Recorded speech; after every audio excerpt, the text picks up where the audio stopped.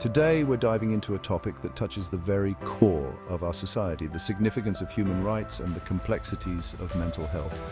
It's a discussion that, well, affects us all in one way or another.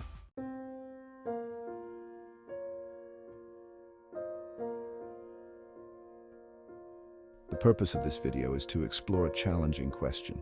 Should the rights of individuals with disabling mental conditions such as schizophrenia and bipolar disorder be forfeited? It's a tough one, but it's important.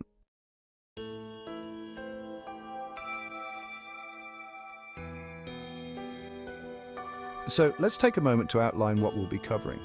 We'll start with an understanding of mental health and disabling conditions, then delve into the rights of individuals affected by these conditions, and finally, we'll consider the societal and ethical implications.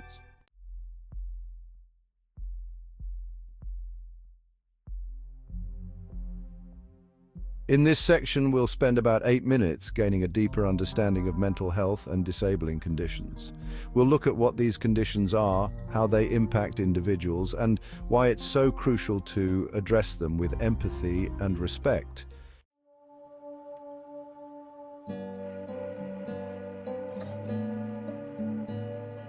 So let's start by defining mental health. Mental health includes our emotional, psychological, and social well-being. It affects how we think, feel, and act. When we talk about mental health conditions, we're referring to a wide range of mental health issues that can affect mood, thinking, and behavior. These conditions can be temporary or long-lasting and can affect anyone regardless of age, gender, or background.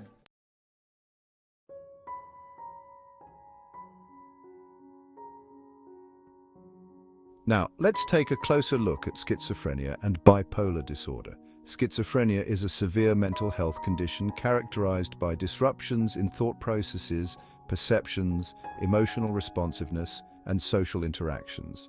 Symptoms can include hallucinations, delusions, and disorganized thinking. On the other hand, bipolar disorder involves extreme mood swings that include emotional highs, known as mania or hypomania, and lows, which are depression. Both conditions present unique challenges and can significantly impact daily life.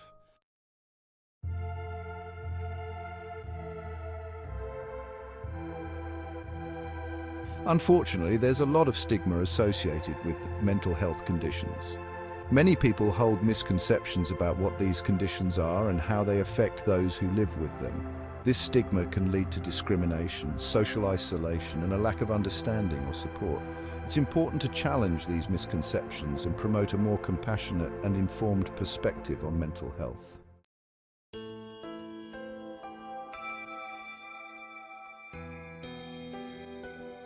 Section 2, the argument for forfeiting rights.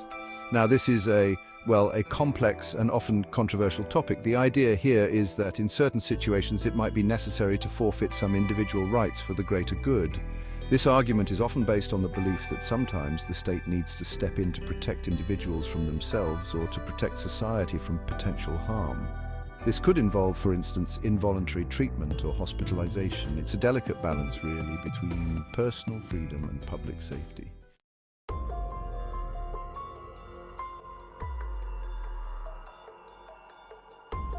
Public safety concerns. In severe cases, individuals with disabling mental conditions may pose a threat to themselves or others. This, unfortunately, justifies the forfeiture of certain rights. It's a tough call, but the idea is to prevent harm and ensure safety. The challenge, of course, is determining when and how to intervene without infringing too much on personal liberties.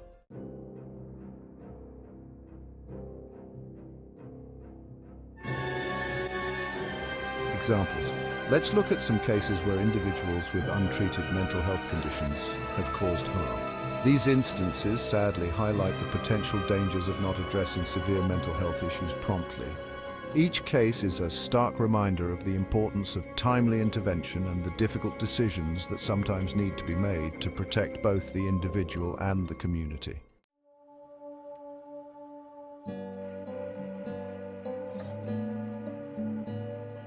Incapacity to make decisions. Severe mental health conditions, can really impair one's ability to make sound decisions. This can unfortunately lead to potential harm, both to the individual and to others around them.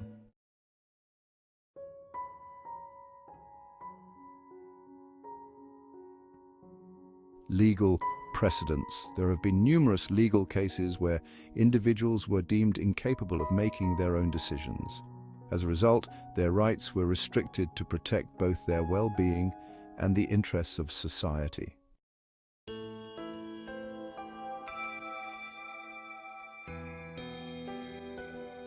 Protection of society. Sometimes forfeiting certain rights is argued to be necessary to protect society from potential dangers. It's a complex balance, ensuring safety while respecting individual freedoms.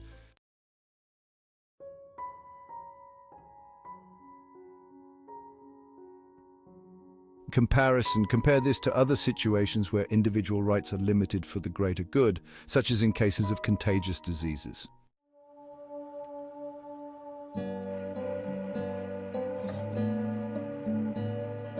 Section 3. The argument against forfeiting rights.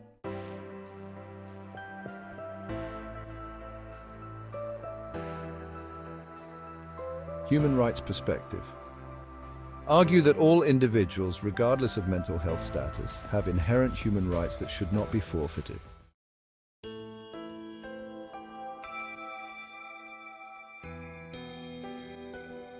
The Universal Declaration of Human Rights. Let's reference international human rights documents that protect the rights of all individuals.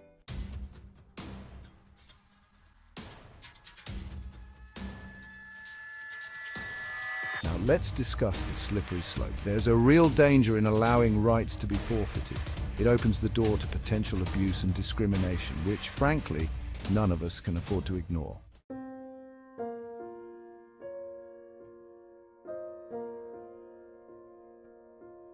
When it comes to medical ethics, it's crucial to argue that mental health conditions should be treated with care and compassion. They should never be met with punishment or exclusion.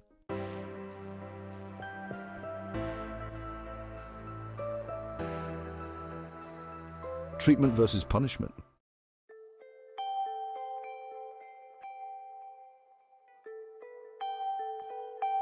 Recovery and rehabilitation.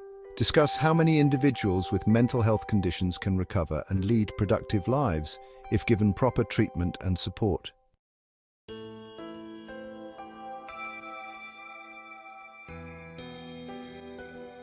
Section 4. Legal and ethical consideration.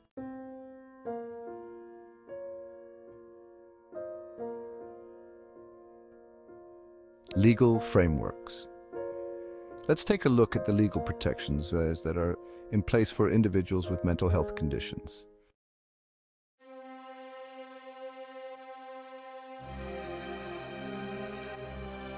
Case studies. Now we'll discuss some legal cases where rights have either been challenged or upheld.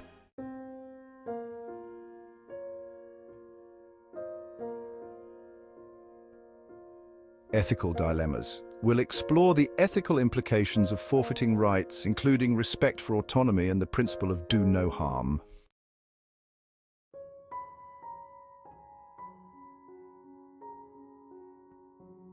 Balancing rights and responsibilities. Let's discuss how societies can balance the rights of individuals with mental health conditions with the need for public safety.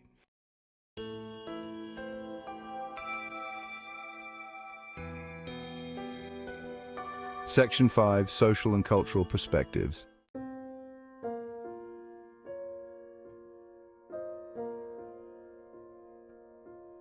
Cultural views on mental health. Let's discuss how different cultures view mental health and the rights of individuals with mental conditions.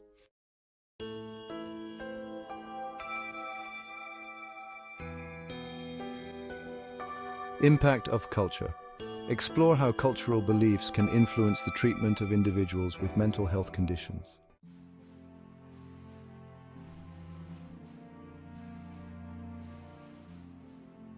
Social inclusion versus exclusion. Delve into the contrasting effects of social inclusion and exclusion on individuals with mental health conditions.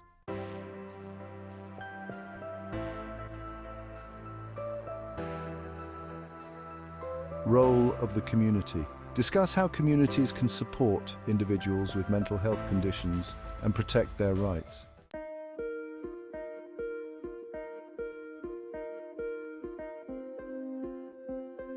Section 6. Feasible solutions and recommendations. In this section, we will explore practical steps and actionable strategies to address the challenges we've discussed. By implementing these solutions, we can make a tangible difference in the lives of those affected by mental health issues and ensure their rights are upheld.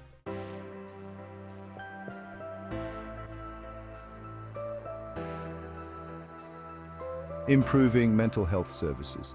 Let's propose some solutions for enhancing mental health services to prevent the need for rights forfeiture. It's essential to create a system that supports individuals effectively, so they don't have to sacrifice their rights in the process of seeking help.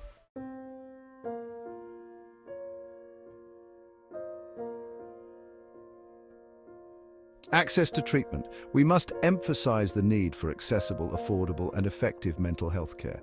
Everyone deserves the opportunity to receive the care they need without facing financial barriers or long wait times. By ensuring equitable access to treatment, we can promote better mental health outcomes for all.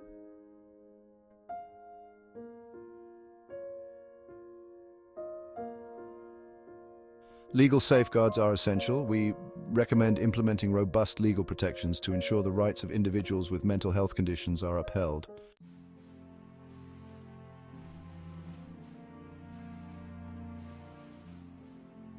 Public awareness campaigns can make a big difference.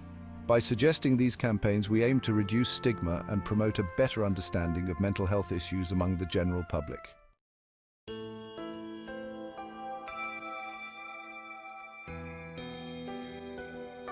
Collaboration with mental health professionals is crucial. We advocate for a coordinated effort between legal, medical, and social services to create a balanced and effective approach to mental health care.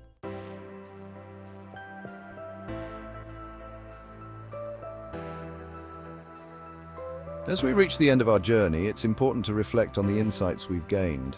We've explored the intricate relationship between mental health and human rights, delving deep into the ethical, legal, and societal dimensions. It's clear that this is a multifaceted issue that demands our attention and compassion.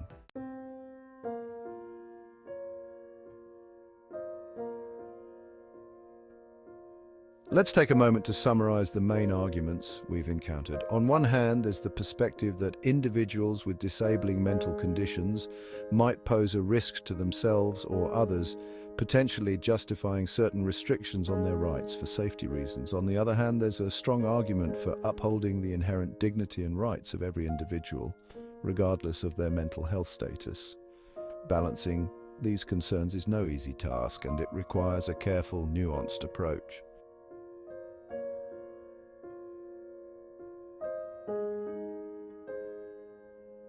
In conclusion, this is a deeply complex issue with no simple answers.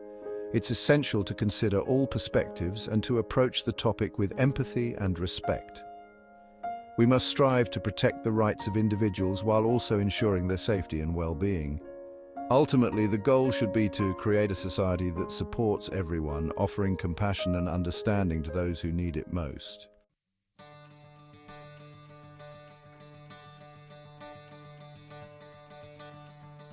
Now, we encourage you to engage in the discussion and advocate for policies that protect the rights and dignity of individuals with mental health conditions. Your voice truly matters, and together we can make a difference.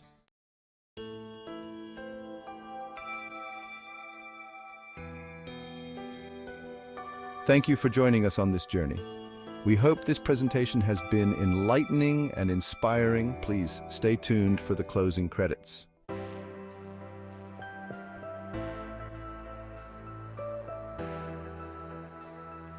We would like to express our heartfelt thanks to all our viewers, contributors, and sources. Your support and dedication are invaluable to us.